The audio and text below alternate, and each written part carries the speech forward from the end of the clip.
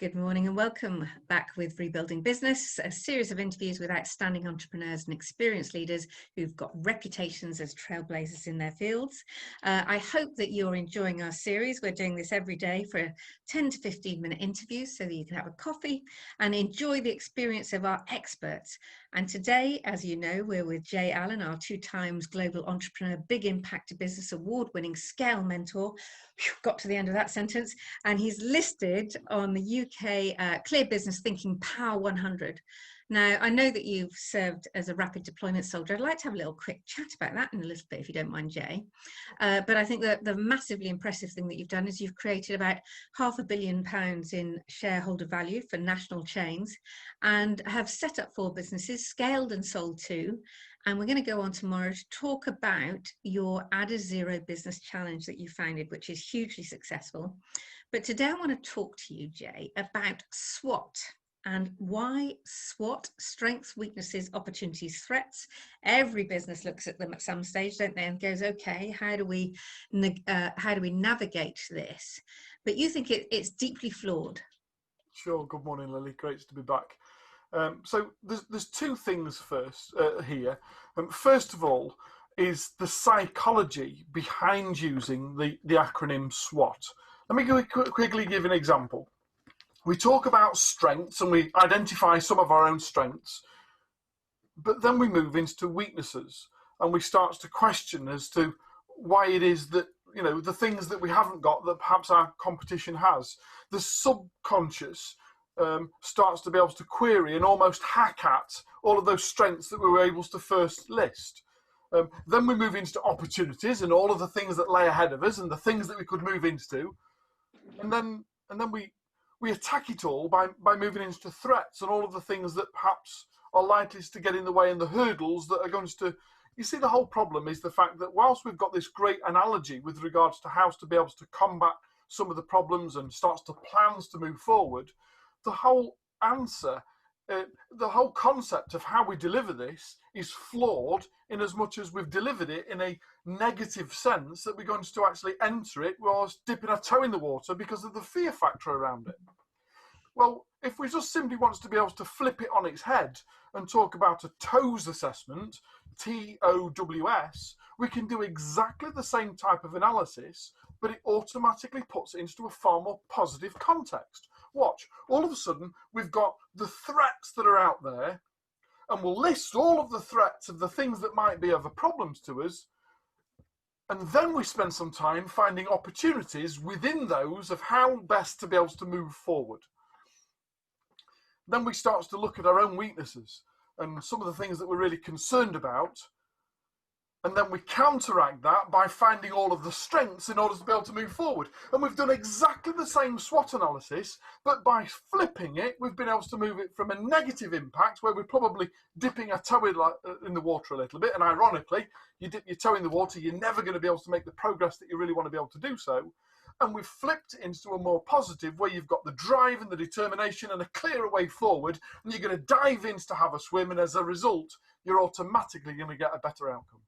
It's about priming yourself, isn't it? You're either priming yourself for negativity, for looking for what's wrong. And it's the same with whether we're working with people, whether we're working with our suppliers, whether we're looking for clients. If you look for the flaws, you will find the flaws. If you look for the opportunities, if you look for the successes, you will find them similarly. So it stops you almost, your philosophy stops people flipping into that limbic brain, fight, flight, freeze. What's everything negative that we mustn't do? And therefore you're limiting the opportunities and the things that you can do. Would that be fair to say? Yeah, very much so. And, I know we're going to talk about it a little bit more tomorrow with the Adizero challenge, but I'm a firm believer that if you only set yourself small goals, then you're going to take microscopic steps towards them in order to be able to try and achieve them in a set time period. If I was to turn around to anyone who's watching this morning and say, I need you to go out and make £1 million in the next 25 years, you'll come up with a plan of how you might be able to try and carve away towards £1 million turnover in the next 25 years. If I was to turn around to you and say, how would you do it in the next 25 months? All of a sudden, the thinking has got to flip completely, because all of the things that we planned to do in 25 years' time, we probably can't even compress that into 25 months. We've got to start thinking differently in order to be able to achieve a different set of outcomes. And SWOT, simply flipped into toes, is a method of being able to remove all of the negativity from it to be able to find a positive way forward. Yeah, and actually that finishing up on that, it's a little bit like if I can say, the kind of poo sandwich. Yeah, okay, well, when we're giving people feedback, we'll start off with something positive. We will look at the negative, but I think you have to look at that. But actually, then let's look at what's your future look like. Let's make a 3-dimensional. What's it feel like? What's it look like? What's it taste like? How are we going to measure it? And I also like the thing with you, very similar, I find, with true entrepreneurs, is they tend to go, what's possible, and then let's add a 0, or let's add 2 zeros or 3 zeros, and it really flips and changes your thinking, doesn't it? Now, you've got a similar beef with SMART objectives, haven't you? I have completely. I mean, why would anyone set a SMART objective where 2 of the letters say achievable and realistic? To me, that just doesn't make any sense whatsoever. You're already creating a flaw based on your current level of thinking. Mm-hmm. Whereas I want to remove the current situation of the difficulties and the uncertainty, and I want to take us into a place where anything is possible, the life of an abundance, and then say, what do you want to achieve? I often ask people very early in the conversation, if money nor time were an objection, what would you subsequently do? And it opens up a completely different level of thinking to that of achievable or realistic. Ironically, I don't want to take all of the fun from this or the credit, because a good friend of mine and a fellow speaker, David Heiner, is an exceptional guy and has spent the last 10, almost 12 years now interviewing over 250 people around the world that he believes are the very best at what they do. And the diversity of people he's interviewed are, as he, in his words, anything from politicians to pop stars and anywhere between the two.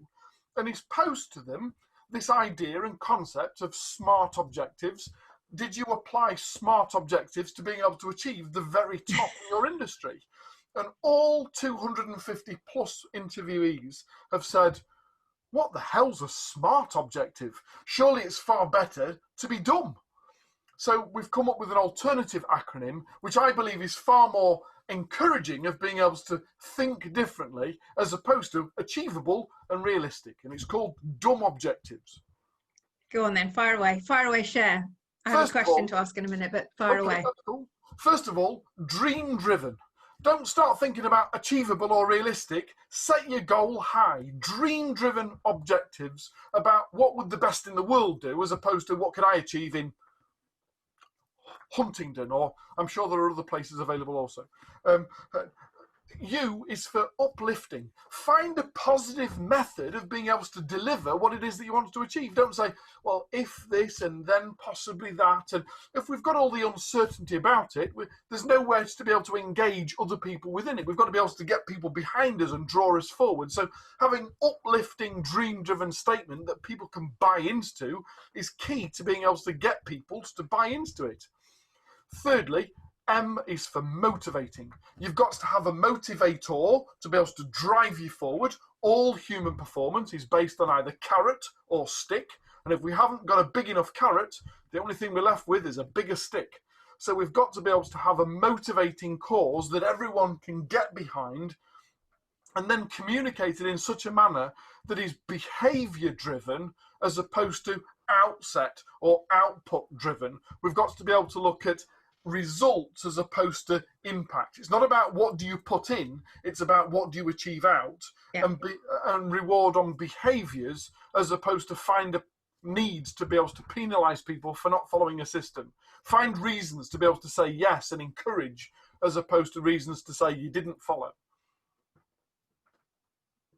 Actually, it really ties in because, as you know, I've been running this project since the beginning of lockdown called Cakes of Kindness, where I saw an amazing lady, Dawn Bilborough, who was a critical care nurse, in tears right at the beginning of lockdown because she could get no food because people were selfishly stripping the shelves. And I thought, I know loads of Dawn Bilboroughs. So I thought, do you know what? And the one thing I can do is bake a cake. So I started baking and I just thought, I'm going to bake 1,000 cakes. And obviously I'm running my business at the same time, but I thought, no, it's got to be a Haggy that we've talked about already, you know, one of those hairy-assed audacious goals.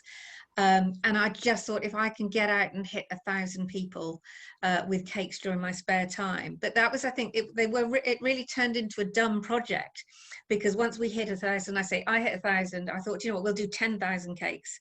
And now we're at 13,000 cakes at the moment, and still growing, because they weren't getting paid. They just believed in it. They had the motivation to want to do something that made a difference. It really aligned people behind, their behaviors aligned to going, yes, I'm going to find the most vulnerable people or the key workers and the NHS stuff, and got on board. So I think your dumb analogy works really, really well. Can I just ask you something a little bit outside the box here? Because I love your attitude to business. I love, you normally like to look at things and think, well, that's not working, and so you smash it up and you build something new. Where did this come from? Because you were in the army for quite a significant amount of time. I know when you were a rapid deployment soldier, you have to be able to think on your feet, but you also have to be able to follow process. So what was it about what you were doing then that prepared you for what you're doing now? Lily, it's a great question, and I owe all of it to two people within the regiment. First of all, our regimental sergeant major, Mr. Mick Germain, W01 Mick Germain, forgive me. He'll scold me later, I'm sure.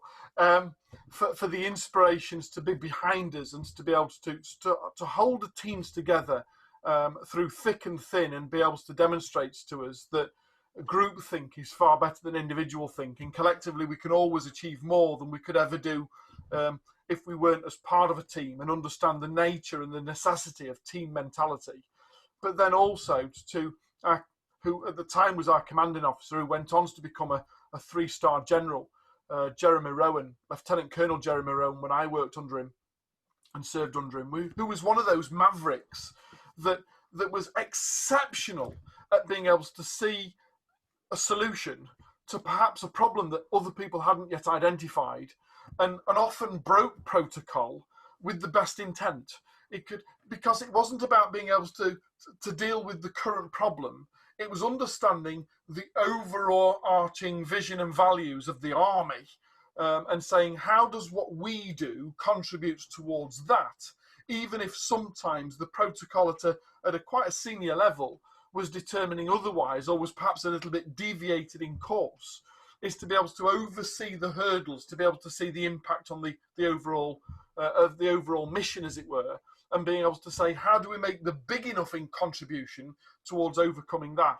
And to be able to have served under Lieutenant Colonel Jeremy Rowan, not only in battle, in field operations, but also in the regiment back in barracks, both as a junior soldier and into junior leadership, and then middle management, and to be able to have exposure to that type of thinking and that consideration really, really helped me set me apart whilst I was in the military. And then subsequently, I say a lucky break. I orchestrated a lucky break to be in the right place at the right time with the right people, that subsequently enabled me to be able to demonstrate that to, one of the key founder members of the largest supermarket in the UK, that subsequently said, you know what, we haven't got one of those type of thinkers on our team, perhaps we ought to have one. And it got the biggest break that I've had since then, to be able to go and work at a senior leadership team level, and to be able to help steer the ship or support steering the ship for a while at a corporate level, which subsequently led to the growth that we talked about at the very beginning. I love the word you said earlier on, that you were lucky enough. It's amazing how focused, visionary people who have purpose and who have goals, who put all of their behaviors and their intentions behind the delivery of that goal, they find that they get a lot of luck, don't they? Well, the old expression, you create your own luck. Yeah. Yes, there is an element of luck, but you do create it. You've got to have the absolute clarity with regards to what it is that you're trying to achieve, and not just here and now, not just in the moment. It's not about being able to pay the salaries at the end of this month. It's about being able to say, what would the best in the world do, and how do I currently compare, both as a business and my contributions to that as possible. And if we move away from money orientated goals and start moving towards impact related goals, ironically, money gets bored and simply comes to find you. Yeah, well, that's a lovely thing to hear, and we're going to hear more of that tomorrow when we talk about the Add a Zero challenge, where we are going to help people significantly to build more and more luck, and with a little bit of luck and sustainable luck. Yeah, fantastic. Jay, as always, thank you so much. I look forward to seeing you in the morning. I think on Thursday Eve, you might want one of those ciders that you mentioned yesterday. Amen. You take care. I'll see you tomorrow. I'll see you tomorrow. Take care, lovey.